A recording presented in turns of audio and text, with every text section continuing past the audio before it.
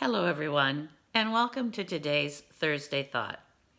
Today is Thursday, May the 22nd, 2025. And for those of you who might be following the series, you may remember that last week I explained that for a number of years I had a long commute from where I lived to where I worked. And today I'd like to tell you a little story about something that happened to me on a return trip one very dark, inky black February night.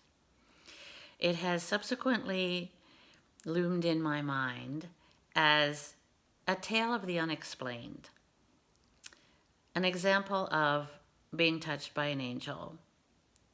And before I start, I just want to mention that to me, all poetry is simply a way of telling stories or expressing ideas or concepts in ways that incorporate various poetic elements, such as simile, which is where a poet will compare two things using words like or as. Or, as I mentioned last week, a metaphor, where the poet will say one thing is another. Or perhaps personification, which is very effective, where inanimate objects are given human characteristics.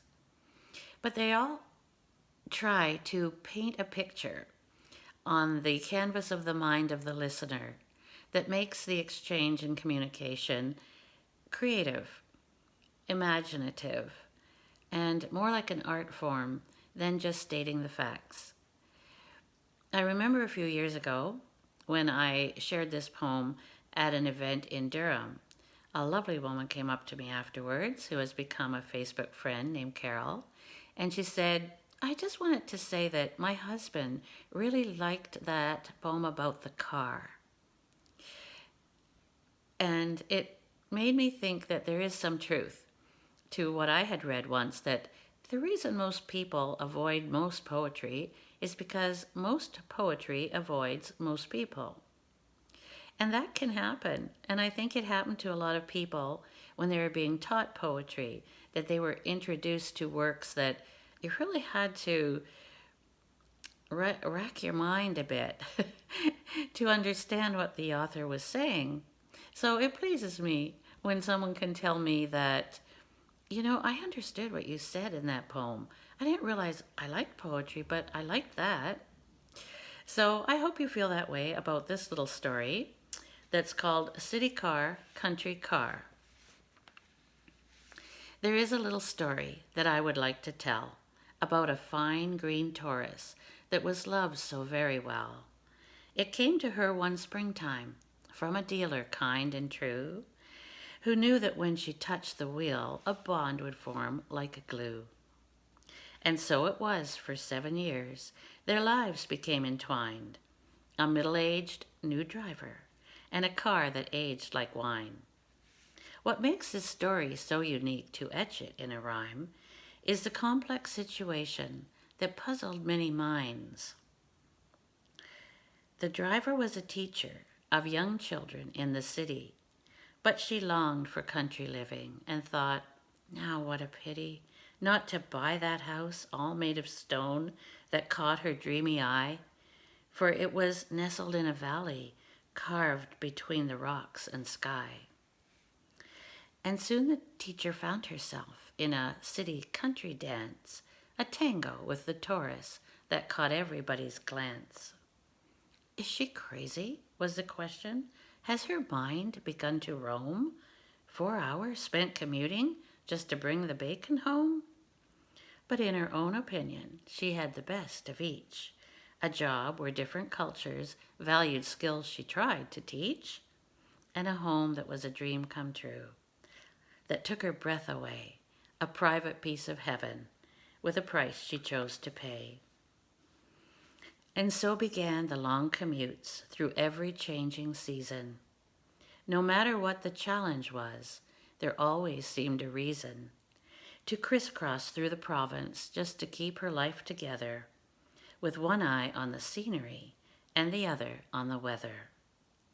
The whiteouts and the sleet and snow, the fog and driving rain, the roads that made her knuckles turn all white from gripping pain. 3 angels hanging from the mirror, and prayers from many lips kept that teacher warm and safe from danger on her trips. Except for one white, dark, fateful night, when in the headlights' gleam, a phantom passed before her like the edges of a dream. And though she tried her best to stop, a shattered windshield told the power of pure destiny on a winter's night so cold. Airbag smoke and twisted chrome all added to the strife of a $7,000 crash that cost a deer its life. Yet even in this accident, a tale of the unexplained, the touch of a guardian angel, a bit of wisdom gained. With not a scratch upon herself, the teacher checked the phone that she kept for such emergencies when she was not at home. She thought about the owner of the local dealership. Randy had told her she should call him if in trouble on her trips. She tried to dial his number, just to find the battery dead. Then she felt her worries worsen with a certain sense of dread. For there she was, all alone, in winter's bleakest hour, with a broken car, a business card, no telephone or power. Now Randy, on that very night, just happened on his way to be picking up his daughter from a birthday party's play. Like a knight in shining armor, he arrived upon the scene and instantly observed her plight there in his headlights beam. "You won't believe this, Randy," she exclaimed in disbelief. "Your business card is in my hand, and now you bring relief?"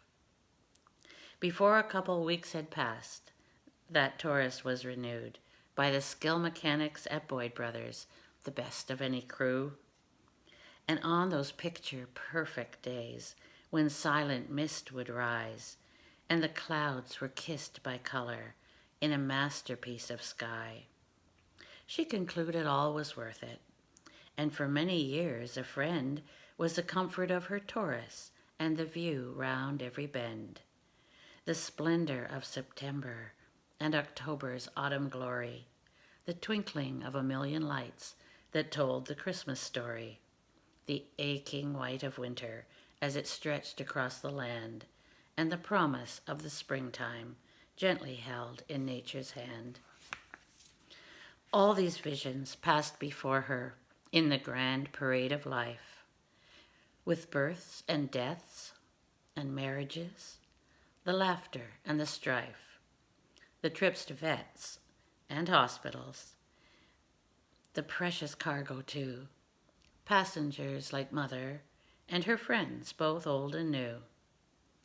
Now through the years, of course, there were some minor car repairs, but Randy's shop or Summit Ford were always very fair. The teacher took that treasured car like a student on a test, for regular inspections, just to keep it at its best. If she needed auto service, Ford's most amazing crew tended to her every need, as if they truly knew how deeply she depended on this car she'd come to know, far better than a romance that can quickly lose its glow. But life is full of changes, and nothing lasts forever. Eventually, the signals came, like the ever-changing weather. New alternator, tie rods, transmission leaks, and more were signs straight from the Taurus that it had done its chore. Then one day, at the Dairy Queen, while she was driving through, the teacher started wondering what she would ever do when the Taurus was retired. Its well-earned rest proclaimed. Trips in any other car would never feel the same. She mused about this matter as she waited for her fix. The proof was on the dashboard. 400,000 clicks. I guess by now it must be clear I'm the teacher in that story. And I felt compelled to share with you the details and the glory. That car is a symbol in my mind, a slice of life gone by, and I send it to the dealer's lot with a teardrop in my eye.